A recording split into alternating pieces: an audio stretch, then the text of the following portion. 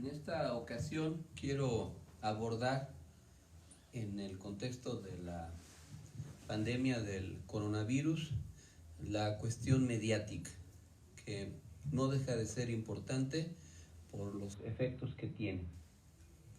En esta época, Netflix acaba de poner a disposición la primera temporada, que incluye 6 capítulos, de toda la verdad de lo que ha llamado juicios mediáticos. En diversas ocasiones, al revisarlo, vi los capítulos distintos que exponen cosas muy diferentes. Los efectos nocivos de los reality shows, la violencia policíaca, el caso de un empresario estafador, un gobernador acusado de corrupción, un ciudadano que asesina a 4 jóvenes negros en el metro y una violación tumultuaria. No es la primera vez que hemos visto programas o casos similares, aunque yo todavía no veo el documental de O.J. Simpson, pero por la experiencia que yo he tenido en mi vida política, particularmente en el año 2004, es necesario considerar los temas que se involucran. En primer lugar, el rating, el negocio que significa incrementar las audiencias, el morbo de ver y oír historias construidas, el papel de las revelaciones, la narrativa determinada, la construcción amarillista de una relatoría, la carencia de ética y de objetividad al transmitir la información, la dramatización actuada, la escenificación e incluso la actuación histriónica de comunicadores y pseudoperiodistas, el acoso y también la persecución como un gran show que denigra, infama, lastima e incluso humilla. En algunos casos se utiliza o se ha utilizado la conspiración para golpetear o alcanzar determinados objetivos políticos y o sociales. Los protagonistas de un hecho se ven sometidos a la exposición de su personalidad, de la de su familia y o personas que se les construye una determinada imagen. Construida esa imagen para manipular a la opinión pública a través de la opinión publicada. Algunos medios y o anunciadores de noticias, locutores o integrantes de la llamada comentocracia, acuden al insulto, incluso vulgar, a los sobrenombres o apodos, a la sátira caricaturizada de las personas, a las parodias, los remedos y a la burla con el fin de humillar y generar daño moral, escarnio y enjuiciar e incluso condenar antes de que se presente ante las instancias correspondientes judiciales determinado asunto. El seguimiento judicial de un asunto es motivo de exacerbada atención mediática, incluso con la transmisión en vivo de audiencias, entrevistas, filtraciones, presentación de versiones interesadas de cada caso y el sometimiento tortuoso de alegatos periodísticos, no en pocas ocasiones carentes de rigor jurídico. Bajo la premisa de que una imagen vale más que 1000 palabras, se emiten sentencias mediáticas que presionan a los impartidores de justicia, vulneran al debido proceso y a la presunción de inocencia. Independientemente del desenlace jurídico, los jeques mediáticos, sustituyendo a jueces y magistrados, linchan a los procesados, escandalizan con vituperios, censuran rígidamente, desaprueban y exigen a las personas que buscan ofender. Estos dueños o voceros de ellos rara vez permiten el equilibrado derecho de réplica u ofrecen alguna disculpa cuando comunican información errónea. En algunos casos, periodistas inescrupulosos mienten, organizan montajes y se alejan de la búsqueda imparcial de la verdad por intereses económicos, deseos de trascendencia, protagonismo espectacular, notoriedad y pactos de carácter político. Seguidores de consignas también criminalizan a las víctimas, se colocan en un pedestal virtual para señalar con índice de fuego a quienes deciden condenar previamente. Son mercenarios del poder, artilleros verbales, constructores de estigmas. En la trama de los videoescándalos de ese año, en el contexto de la sucesión presidencial del 2006, muchos de los temas mencionados en los desarrollos anteriores estuvieron presentes. Todavía falta conocer toda la verdad de todos estos, pues aunque en diversos momentos y de diferentes maneras se ha develado y revelado aspectos parciales o particulares del tema, pero no está todo debidamente estructurado y sistematizado para ser publicado. Aunque con el paso del tiempo y muchos testimonios, algunas falsedades han sido evidenciadas, hay pruebas faltantes que pudieran presentarse supervenientemente, como les gusta decir a los abogados. En eso estamos. Ya no nos alcanzará el destino quizás totalmente para ello, pero mientras sigamos actuando políticamente con disciplina y sagacidad para en su momento terminar de señalar adecuadamente lo que realmente pasó. Han pasado 16 años, se han modificado diversos ordenamientos legales en materia electoral, del derecho a la información y relacionado a los derechos humanos. Se han aprobado modificaciones relevantes en materia procesal y judicial. Muchas prácticas que se cometieron en el pasado ahora serían vistas como inadmisibles. El sistema de usos, abusos y costumbres se ha trastocado. Algunos vicios periodísticos han desaparecido, como los que señala Enrique Serna en su libro El vendedor de silencios, que narra las travesías impúdicas del columnista Carlos de Negri durante la década de los años 50 y 60. Otros vicios se niegan a morir. Son como la longevidad mañosa que aceita el sistema de dominación, y en la época de la digitalización, de la virtualidad y creciente malditas, según se les ve a redes sociales, han surgido novedosas prácticas deleznables de sofisticada perversidad. La cuarta transformación ha iniciado una modificación de la práctica estatal de relación con los medios de comunicación.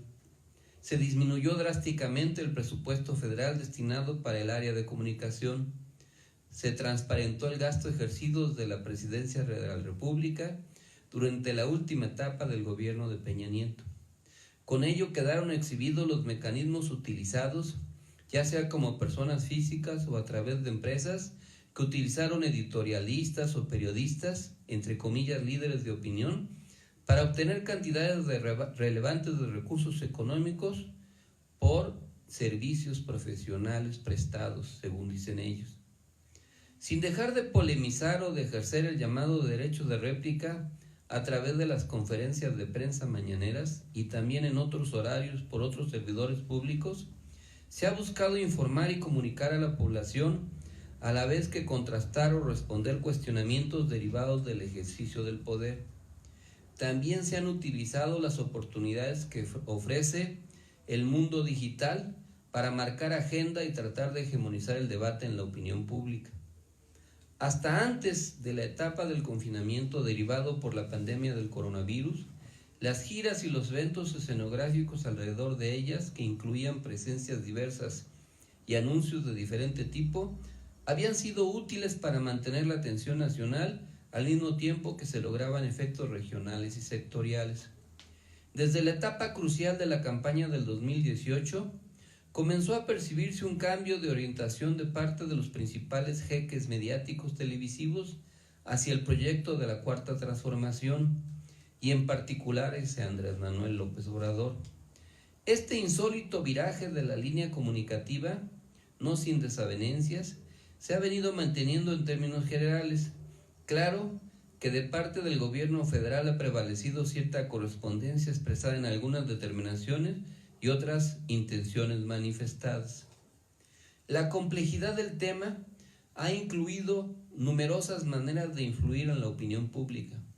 Publicaciones de libros de diversos autores, editoriales y artículos de opinión, tanto en medios nacionales como extranjeros, filtración de investigaciones financieras y o judiciales, determinaciones policíaco-judiciales en el extranjero, consignación o, como se dice ahora, presentación de carpetas de investigación en contra de funcionarios, socios o cómplices del antiguo régimen, señalamiento de abusos, actos de corrupción y o criminales de algunos empresarios o servidores públicos, ejercicio del contraste entre lo que se hacía antes y lo que se hace ahora, que va desde el cambio de uso de la exresidencia oficial de Los Pinos hasta el traslado en aviones de líneas comerciales, para dar ejemplo de austeridad republicana.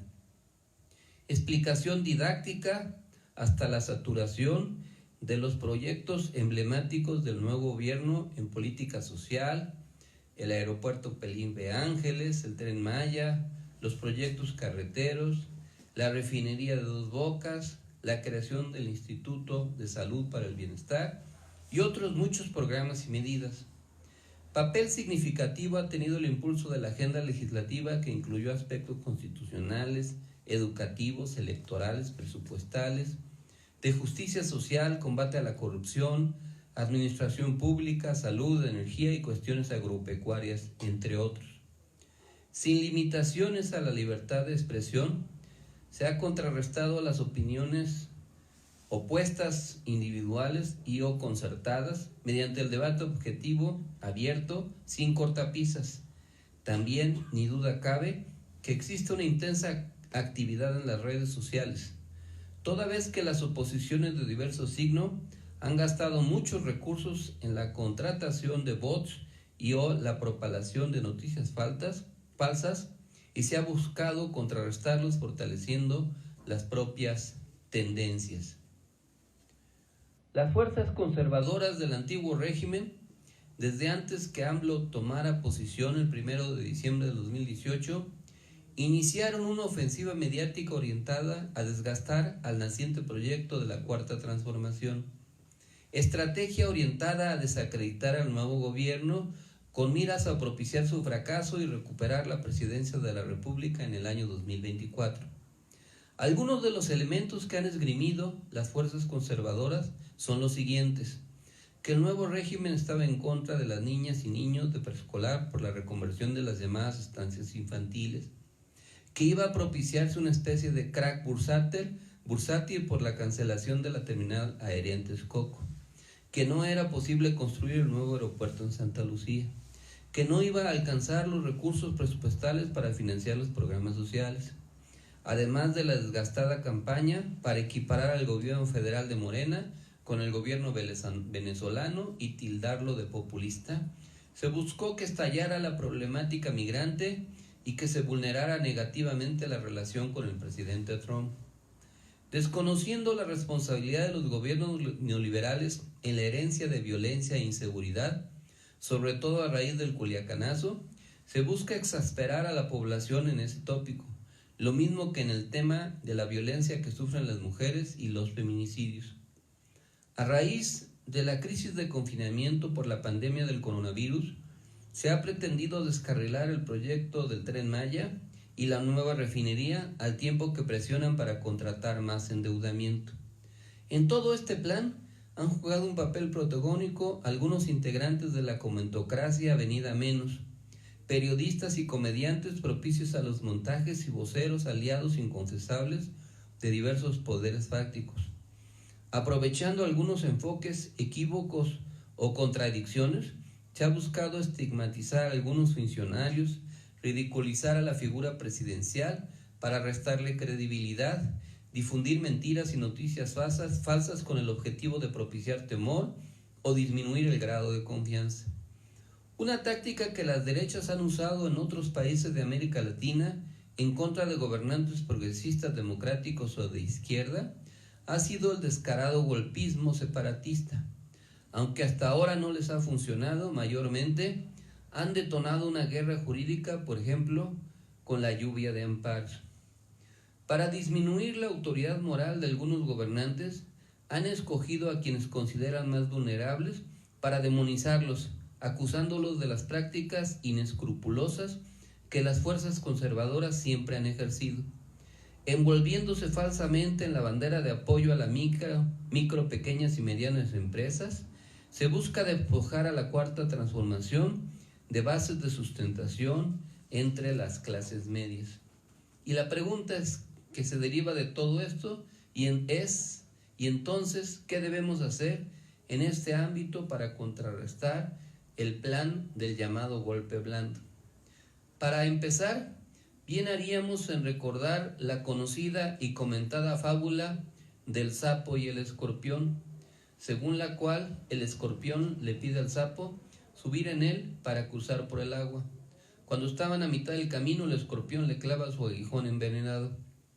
El sapo pregunta por qué, a lo que el animal ponzoñoso responde: no lo pude evitar, es mi naturaleza. De eso se trata justamente la relación de la cúpula de la Cuarta Transformación con algunos jeques mediáticos, hoy presuntos aliados.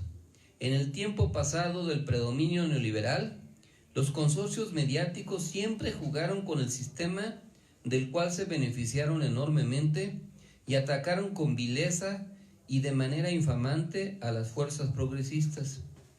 Los episodios de esta conducta venal, alejada del periodismo honesto, son múltiples. Baste mencionar los ataques contra Cuauhtémoc Cárdenas durante la insurgencia cívica de 1988 y los años siguientes de la extensa noche del salinismo, el linchamiento mediático a raíz del asesinato de Paco Stanley, cuando Cárdenas era jefe de gobierno de la Ciudad de México, durante el cual incluso llegaron a simular un autoatentado, o el sabotaje al gobierno de AMLO, incluyendo la marcha por la seguridad, el desafuero, la conspiración de los videoescándalos y la complicidad con el fraude del 2006, la imposición de Calderón. No tienen ética ni escrúpulos los jeques mediáticos, únicamente intereses económicos y políticos. Obviamente que en el fondo no comparten el proyecto de la Cuarta Transformación, pero están agazapados esperando la coyuntura más adecuada para encajar su aguijonazo letal. Es necesario recordar esta caracterización para no sorprenderse. Mientras haya cierto nivel de entendimiento, habrá que aprovechar el tiempo para volver irreversibles los cambios de la 4T y avanzar en la democratización de los medios, en tener o fortalecer proyectos y empresas que favorezcan la competencia y garanticen el derecho a la información. Los actuales jeques mediáticos son destacados integrantes de la otrora mafia del poder. Son parte relevante de la élite económica y defensores de la dominación ideológica neoliberal. En la coyuntura de la epidemia del coronavirus, mostraron claramente los colmillos de sus fauces depredadoras que ocultaron rápidamente con su mueca risueña mustia. Es necesario en cada tema explicar, informar y convencer acerca de las bondades de propuestas y medidas de carácter progresista, ampliar el consenso en favor del cambio democrático y de su continuidad. Es ingenuo creer que existirá automáticamente el apoyo activo de los beneficiarios de los programas sociales y de sus familias. No son pocos los ejemplos en América Latina que comunidades apoyadas por políticas públicas igualitarias o que pobladores sacados de la pobreza se vuelven en contra de los líderes que los ayudaron a salir de su postración marginada. La ofensiva comunicacional de las fuerzas conservadoras busca desgastar la imagen de líderes y voceros, restarles credibilidad y volverlos poco confiables. Han enderezado por ello una campaña de infamias y desprestigio. Para sortearla será, además de mantenerse, incrementar el liderazgo del presidente, promover y fortalecer más liderazgos y mejores voceros con capacidad para comunicar adecuadamente. Los errores, contradicciones, deslealtades e incongruencias propias son y serán ampliamente explotadas por los adversarios, quienes buscarán magnificarlas y volverlas en el imaginario ciudadano emblemas negativos. Por ende, hay que insistir en un mayor desempeño profesional en el diseño y ejecución con planeación estratégica de una amplia y efectiva guía comunicacional que denuncie y señale el carácter demagógico de las críticas opositoras, a la vez que apele a los sentimientos y emociones positivas que sustenten nuestra base social ciudadana de apoyo, no solo entre los sectores populares, sino también en la clase media y alta de la sociedad. Ante la debilidad orgánica y nivel de simpatía de las organizaciones partidistas de las derechas, estas han buscado construir y consolidar un polo opositor encabezado por algunos gobernadores que han pretendido contrastar para posicionarse. Tanto en el ámbito nacional como estatal, se requiere hacer frente y derrotar a esos gobernantes estatales. Existe suficiente información y ejemplos del proyecto político que defienden, particularmente en materia de finanzas públicas, endeudamiento, salud, inseguridad y vicios y prácticas antidemocráticas. En las entidades referidas, las fuerzas democráticas tienen que recuperar su unidad, alejarse de querellas desgastantes y elegir liderazgos locales de la Cuarta Transformación firmes y que sean capaces de contrastar y convencer cada vez más a más sectores de la ciudadanía. Pongamos un ejemplo. Los gobernantes estatales critican la fórmula de distribución de los recursos federales, pero hay que recordar que esa fórmula fue aprobada por el PRI y el PAN en el año 2009 y que el único gobierno que se opuso a esa fórmula fue el entonces gobierno de la Ciudad de México encabezado por Marcelo Ebrard, que incluso presentó una controversia constitucional. Ahora que ya no son gobierno federal, quieren modificar la fórmula para beneficiar a los estados con falsas cuentas, porque no es tan cierto que aporten más y reciban menos. Y otro ejemplo que hay que desnudar es el modelo que están siguiendo estos gobernantes, siguiendo los ejemplos de Rafael Moreno Valle y de Humberto Moreira al endeudar sus entidades. Rafael Moreno Valle, para fortalecerse y financiar su campaña, endeudó a Puebla hasta más de 40,000 millones de pesos. La deuda heredada de Humberto Moreira del PRI en Coahuila es enorme. En estos meses, los gobernantes estatales que han solicitado cantidades importantes de deuda son el de Yucatán, el de Guanajuato, el de Jalisco y, desde luego, el de Tamaulipas. Y todo eso orientado a proyectos políticos específicos. Por eso es que están presionando para que el gobierno federal se endeude, porque con ello tendrían la cobertura ideológica y política para poder seguir haciendo sus sucios negocios. Desnudemos estas prácticas en las redes sociales, que han sido y lo son, más ahora, un espacio de opiniones publicadas cada vez con mayor impacto.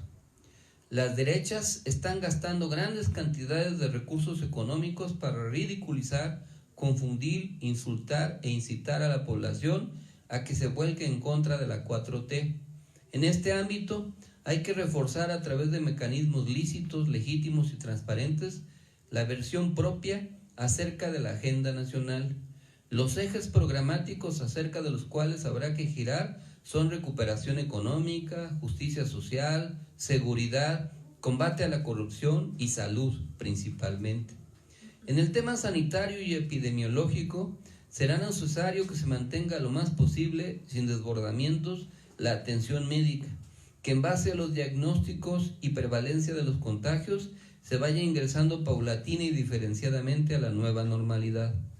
En esta frase habrá que insistir en el carácter profundamente humanista del proyecto de la nueva esperanza por el buen vivir.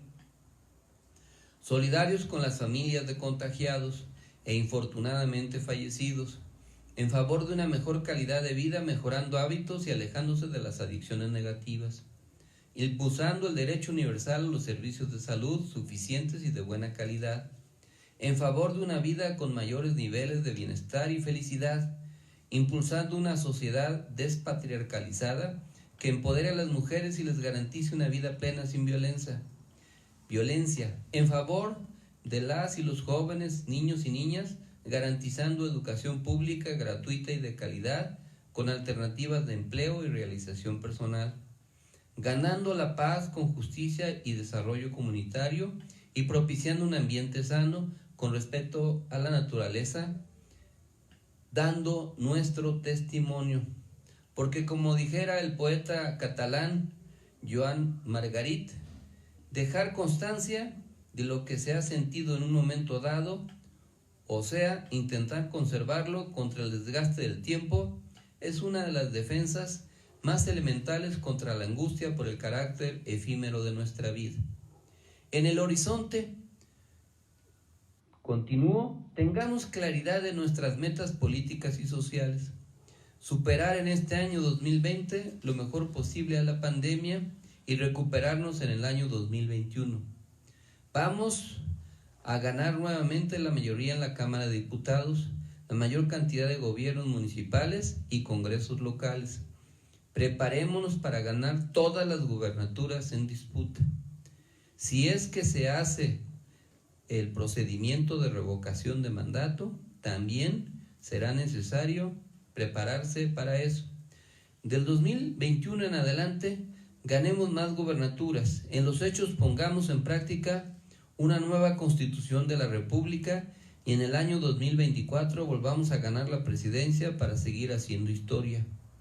México, como en otras épocas, sabrá superar la dura prueba a la que está siendo sometido. Insisto, como dice Diego Torres, hay necesidad de pintarse la cara color de esperanza, tentar al futuro con el corazón. Por el buen vivir, viva Nacional por la Esperanza y la Cuarta Transformación.